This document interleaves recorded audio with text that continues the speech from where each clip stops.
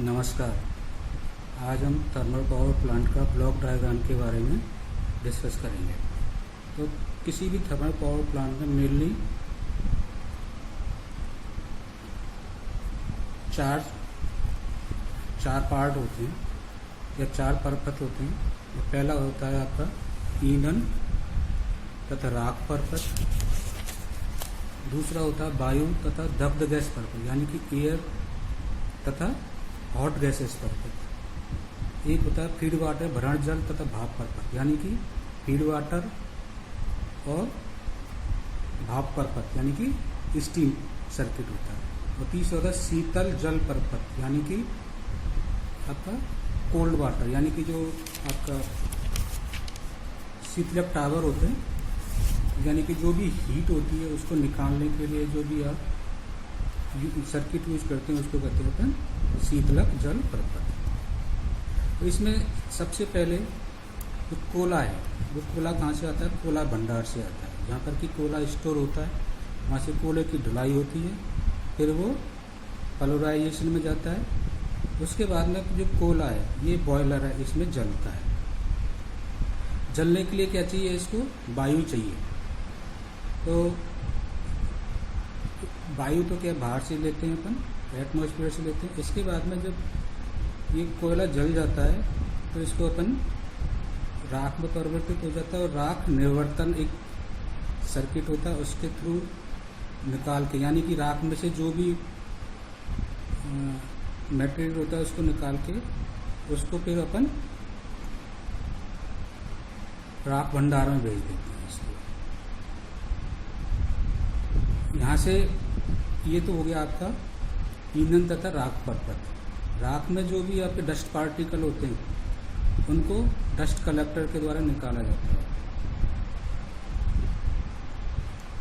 इसके बाद में इसमें जो दूसरा परपथ होता है वो होता है आपका हॉट गैस परपथ, वायु तथा गैस दग्ध गैस परपथ। यहाँ से जो भी आपकी हॉट गैसेज निकलती हैं, बॉयलर से जो भी हॉट गैसेज निकलती हैं उनको सबसे पहले डस्ट कलेक्टर में होकर निकाला जाता है। हॉट गैसेज का टेम्परेचर बहुत ज़्यादा होता है तो उसको डस्ट कलेक्टर में जो भी आपके सस्पेंडेड पार्टिकल होते हैं हॉट गैसेज में उनको अपन निकालते हैं by suitable method. Dust collector को बाई सूटेबल मेथड, जिससे कि जो डस्ट पार्टिकल है जो एटमॉस्फेयर में नहीं जाए, क्योंकि ये मानव जाति के लिए बहुत खतरनाक होते हैं। तो डस्ट कलेक्टर में से जो भी हॉट गैस निकलती है उसमें निकालने के बाद में जो भी गैस हॉट जब गर्म गैस होती है उसको अपन इकोनोमाइजर में होकर निकालते हैं। इकोनोमाइजर क्या है? जो आपका फीड वाटर है उसको गर्म करने का काम आता है। उसके बाद में तो ये जो हॉट गैसेज हैं आपके यहाँ पर जो एक सर्किट होता है जिसको कहते हैं वायु पूर्व तापा यानी कि जो बॉयलर के लिए जो गैस जाती है, जो हवा जाती है उसको गर्म करती है। जिससे गर्म करने से क्या होता है, जो पावर प्लांट की जो एफिशिएंसी उससे बढ़ जाती है। तो ये जो गर्म गैस है वो उसके बाद में यहाँ से होके बॉयलर में चली जाती है, जिससे कि जो कोयला और गर्म गैस से जो भी इससे क्या हो ज़्यादा हीट उत्पन्न होगी। यानी उस गर्म गैस को गर्म करने के, वायु को गर्म करने के लिए अपन को ज़्यादा कोयले की जरूरत नहीं पड़ती। इसके बाद में जो ये गैस है ये आपका चिमनी के थ्रू वायुमंडल को निकल जाती है। तीसरा जो परपथ होता है वो होता है आपका भरण परपथ। तो इसमें ये आपका जो फीड वाटर है, एक्चुअल में क्या होता है, यहाँ से आपका एक फीड, यहाँ से जो भी लो प्रेशर की जो टरबाइन होती है इसमें से जितनी भी भाप निकलती है उसको सबसे पहले किसमें संघनित यानी कि कंडेंसर में भेजा जाता है, जिससे इसका टेम्परेचर अपन कम कर सकते हैं। और कुछ पानी बाहर से भी मिला लिया जाता है इसमें। और ये कंडेंसर है इसका जो टेम्परेचर कम करने के लिए क्या करते हैं, शीतलक टावर का यूज करते हैं। यानी कि यहाँ से जो हॉट वाटर यहाँ से निकलता है, ये शीतलक टावर में जाके इसको कोल्ड करके पंप के थ्रू पर इसको संघनित में देते हैं, जिससे क्या कि प्लांट की एफिशिएंसी अल्टीमेटली बढ़ती है। इसके बाद में ये जल पंप यानी कि फीड वाटर पंप बोलते हैं इसको। ये कहाँ जाता है आपका निम्न दाब तापक। ये निम्न दाब तापक क्या होता है कि एक्चुअली ये पानी को गर्म करने का काम आता है, यानी कि लो प्रेशर का जो प्री हीटर बोलते हैं इसको, एक्चुअली वाटर प्री हीटर है।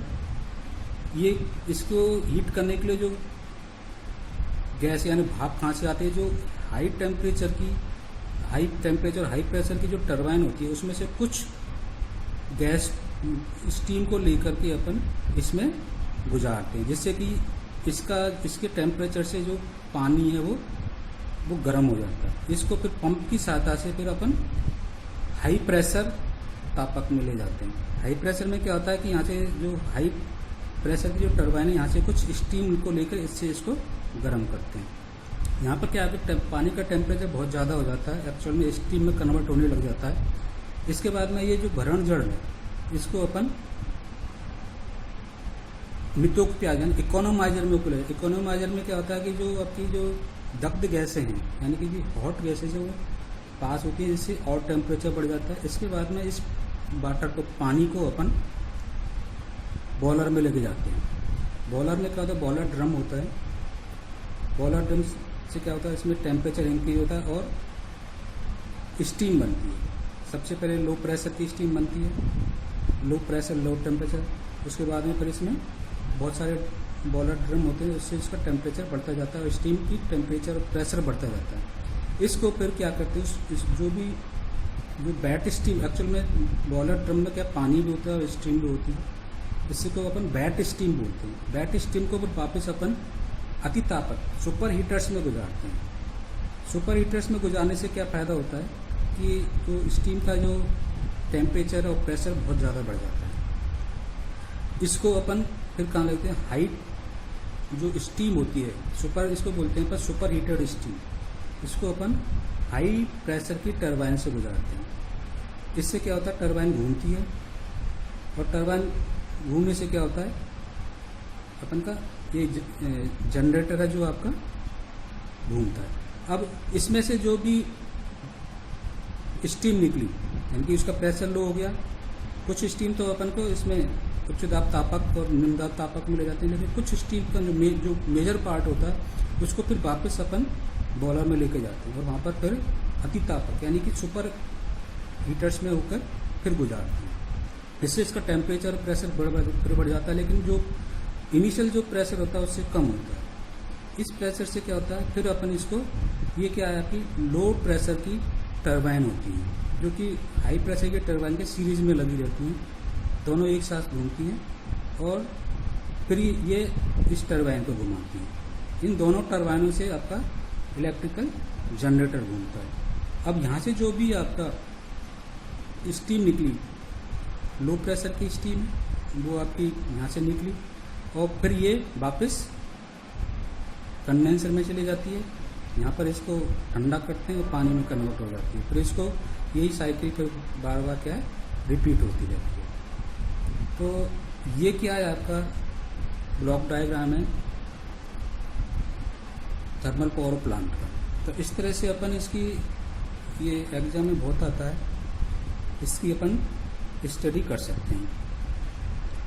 तो ये इसमें 4 परपथ होते हैं, मैंने बताया था आपका ईंधन तथा राख परपथ, वायु तथा दग्ध गैस परपथ, भरण जल तथा भाप परपथ और शीतल जल परपथ। धन्यवाद।